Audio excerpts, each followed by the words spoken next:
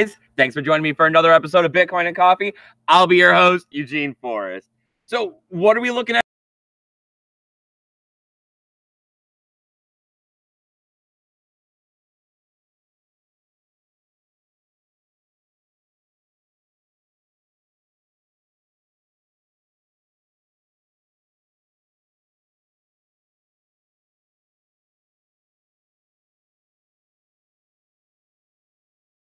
Last week, we're looking at, a few other coins making more than 5%. We're looking at Bitcoin. It's not up too much right now, about 1%. But it goes to show there's getting to be a little bit of enthusiasm, a little bit of boiling going on here with the pot and the water that we got going on. Unfortunately, though, we don't have Samantha here today. I know. Gosh darn it. That sucks. I'm going to try to bring you a little bit better to video today than I did last time I was out here by myself. Remembered the wire this time, though, so big plus there. All right, let's see if we can't do one of these screen shares and take a look at... Wait, what is this? Not CoinMarketCap. We'll use Coin Paprika. Once again, seem to have gotten some good comments about that. So, hey, if that's what you guys want, that's what I'll bring you. Like, it really matters because as far as I'm concerned, Bitcoin is the one true cryptocurrency out there. That's the one you should be holding a majority of. The rest is a lot more speculation involved with it. And last time I checked, they all got the Bitcoin price within like $5 of each other. So Bitcoin price coming in at $6,427. We're looking at a 0.78% gain on the last 24 hours. So like I said, less than 1% there, not too much. As you see, the 7-day there up 0.11. So, hey, that's as stable as we can get right there. We got Ethereum coming in on the other side of $200. That is quite nice. That's up 3.76 in the last 24 hours. Looks like we got XRapid making a 2% gain coming in at 46 cents. Bitcoin Cash, like I said, making those gains at the moment. It's up only close to 3.94%, coming in at $563. But as you can see there, that's a 32.5% gain across the entire week. So, hey, if you bought in cheap at the bottom, thinking about these two forks and how it's going to be worth this and this in the future, and you think you're profitable, kudos to you. Personally, I wanted absolutely nothing to do with this. A Roger Ver fork and a Craig Wright fork just sound more like garbage coins to me. But you guys know me and my Bitcoin maximalism feelings. We got EOS. Here we go. $5.46. It's up 0.84. And you can see that's up a 4.28% across the week. Stellar Lumas coming in at 24.1 cents. That's a 6.6% gain across the week. Not bad there either. Litecoin, slow and steady climbs here towards the end of the week. Coming in at $53.36. Up almost a 0.6 there pretty much, and close to 0.8% or 8% gain. Cardano 7.6 cents with an 8% gain for the week. Get down here and see how cheap I could be collecting the Steam at. Last time I seen it was still under 80 cents. And yep, 78.2 cents. Falling backwards almost a full percent, 0.75%, and we're down for the week 0.5%. But hey, you got to stay optimistic. Finds this a good opportunity for me to dollar cost average this with your guys's upvotes as you come over there. I know not a lot of people have a lot invested, so $1 here and there is a Steam a day. That's always good with me. Steam back dollar. See what we got going on here. Use this as a metrics to help us determine what's going on with the altcoins, and telling us 97.2 cents. Wow, sliding backwards. I don't know about this, but this is saying that altcoins are undervalued as we continue to see them grow. This is kind of intuitive to what we saw yesterday. You can never tell what's going to be happening in this cryptocurrency market. All right, let's stop the screen share. Let's pop this back out so you guys can see me. And I guess I can pull up the chat, at least recognize that you guys are out here communicating with me. See that I'm not some crazy guy out here in the woods ranting about this magical internet money and how, it's not just about making, that Skrilla. It's also about, propagating a better future, right? Those other things that we talk about where you got to give on yourself pretty much a little bit in order to try to help make the future brighter for others and your children, right? All right, so we got Bitcoin, crypto news, education. My man down there in South Florida. What's up, buddy? We got Paul Rouleau, the most stablest guy I seem to know. We got Andy Anderson. Nice, my man. And Smooth Talking Hank. Nice.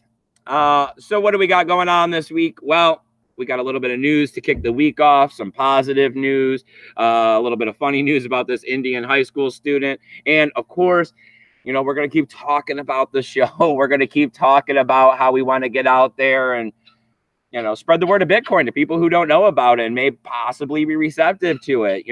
Even if it's not going to change the markets or make any big sways, it's pretty much what we need to have happen is, people getting out there, putting feet on the ground.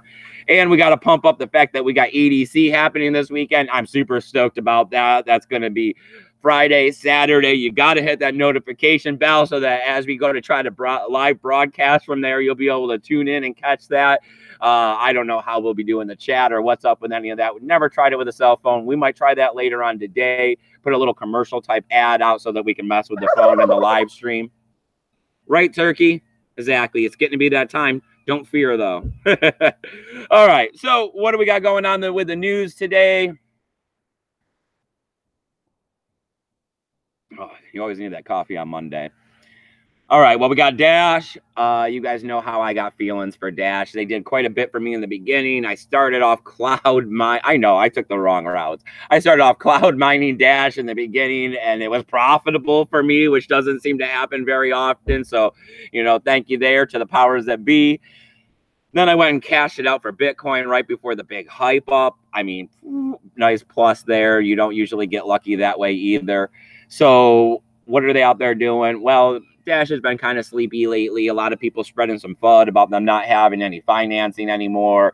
Dash is kind of taking a back seat to a lot of these new altcoins that's happening. But they've gone out and they've done something that a lot of other cryptocurrencies haven't done. And they have this system of being able to transfer, Dash through text messaging, SMS stuff.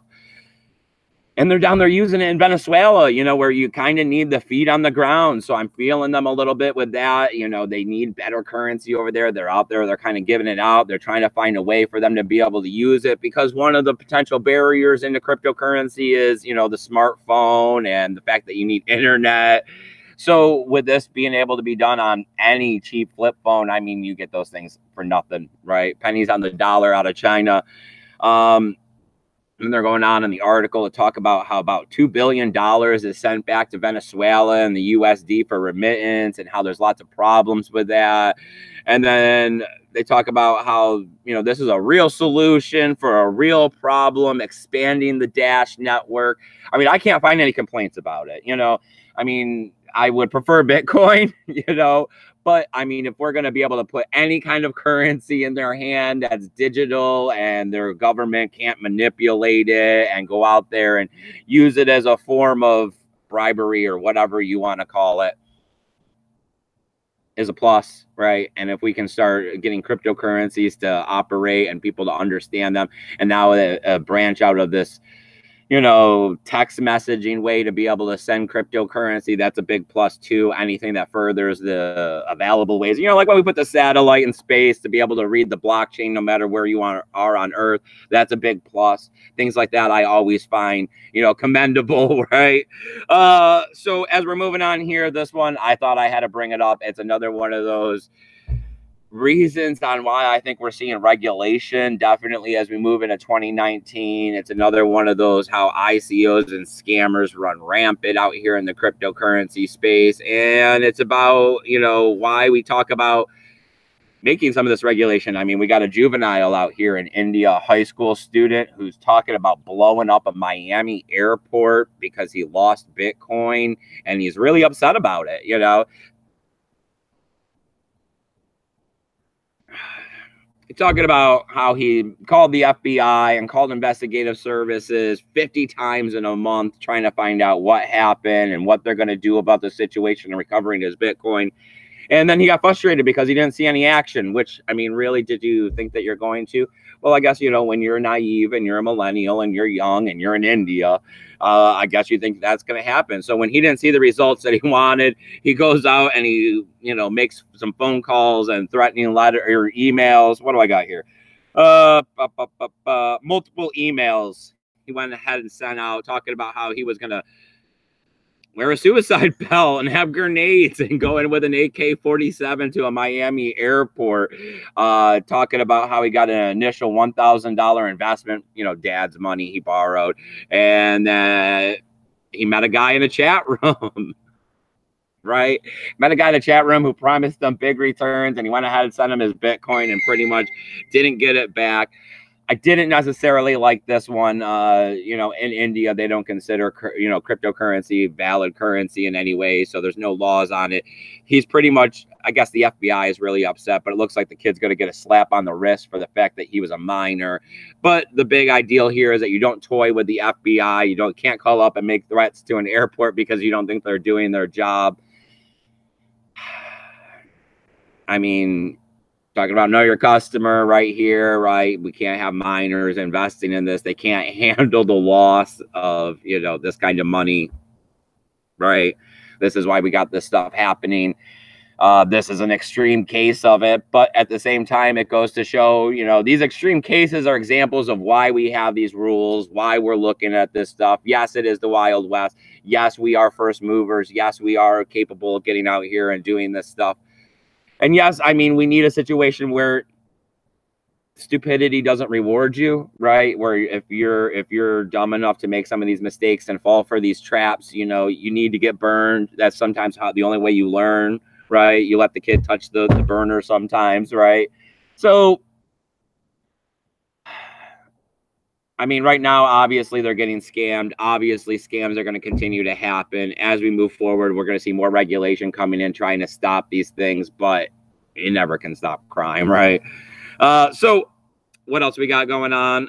We got a little bit more happening here on the news. We're looking at Coinfield, right? They're going to be out there. They're going to be offering base pairs with XRP. That's not one of our base pairs that we usually see. You know, for a long time, we were talking about how Bitcoin was pretty much the only base pair we saw out there. They slowly integrated Ethereum. We talked about how for a long time, we think that's what propped up the price of Bitcoin. Well, here we are. XRP being a base pair at Coinfield. They're out of Canada. They're branching out into 61 different countries, talking about how XRP is going to be great for their base pairs in order for transactions, you know, because of the quick transaction time, the fact that you don't have any third party that you have to rely on in order for this to happen, and the small fees that you will incur making these transactions. I mean, there's always the divide when it comes to XRP. We got the people on the decentralized cryptocurrency side, like me on Bitcoin and all of the other ones. And then we got XRP. A lot of people are in there speculating about the good financial gains you can make. I mean, we've seen it go from sub pennies to $3 last year. So what are we going to do? I don't know. If you're investing in it, I mean, it's more positive news. Otherwise, I just steer clear of it. I'm going to watch this stuff inflate and deflate. We got them also putting up an office out there in Dubai. I mean, it's more, you know, they're pairing with the Middle East. We know that Dubai isn't necessarily looking friendly on certain cryptocurrencies, but here we are looking at them possibly pairing with XRP. We know that the banks are in with this stuff. So Dubai being a large banking industry, right? You know, you can see the pairing there happening for sure. All right. So that's about all I got for news. What do we got going on here in the chat? Oh, we got my friend Crystal. Hi, Crystal. Thanks for joining us for an episode of Bitcoin and Coffee. We don't get very many new people out here as we talk about Bitcoin and, you know, the news, some of my commentary thoughts. But as we're wrapping up the show, one of the things I like to talk about is the fact that I'm here with a free email help desk. These services will cost you absolutely nothing. There's no 0.1 Bitcoin or 0.01 Bitcoin to go ahead and shoot me an email, ask me a question. A lot of people are following me on Twitter now. They're starting to ask me questions over there. Kudos to that. It's super easy to do. I enjoy it. There's also all other kinds of social media linked to down below. I'm on Minds. I'm on DTube. I'm on Steam. I'm on Tribes. You got to check out those links. You got to come over there and find me because, hey, you never know when YouTube's going to shut down cryptocurrency YouTubers. We've seen that kind of censorship happening all over the media lately with Google and Facebook and stuff like that. So, hey, you want to be able to find Bitcoin and Coffee if this all blows up? I'm around. Besides that, we got links, tools, and affiliation codes listed for you guys down there below to help you guys figure out these cryptocurrency markets. You know, as always, I'm out here. I'm trying to do the best thing I can do for Bitcoin and cryptocurrency. That's why I went ahead. I've started the grassroots movements. I did the tally fund. I can't thank you guys enough for everything you guys did and all the donations I received to get us off to EDC. I'm going to be out there handing out those Bitcoin flyers that I made. So please hit the subscribe, like, notification bell. Going to see if I can't make a small commercial either later on today or tomorrow. I need you guys to go ahead, share and tweet that one out so we can get some more hype going. I think it'll be one of the big positive movements here behind the channel to say that, hey, we're not just out here doing a whole lot of talk.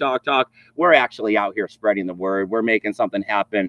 And I mean, it's a good reason to go ahead and keep supporting us here. The easiest way you can support us, though, is going over to those different social media networks and giving us a thumbs up, the like, and the share without taking anything out of your pocket. It's amazing. So I want you guys to go out there. I want you to have a great day. And I want you to keep your BTC safe.